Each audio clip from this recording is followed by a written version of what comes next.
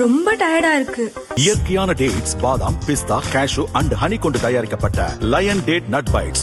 சட்டசபை தேர்தலில் அதிமுக 47 இடங்களில் மட்டுமே வென்று 3வது இடத்திற்கு தள்ளப்பட்டது. தேர்தல் தோல்விக்கு பொறுப்பேற்று எடப்பாடி பழனிசாமி பொதுச் செயலாளர் பதவியை ராஜினாமா செய்ய வேண்டும், தாவேகா ஆட்சி அமைக்க ஆதரவளிக்க வேண்டுமென கட்சிக்குள் குரல் எழுந்துள்ளதாக பரபரப்பு தகவல்கள் வெளியாகின. ஆனால் இவற்றை பழனிசாமி ஏற்க மறுத்ததால் விரைவில் கட்சி பிளவுபட வாய்ப்புள்ளதாகவும் கூறப்படுகிறது. இந்நிலையில் இன்று எம்எல்ஏ பதவியேற்க சட்டசபைக்கு வந்த அதிமுகவினர் இருவேறு குழுக்களாக பிரிந்து காணப்பட்டனர்.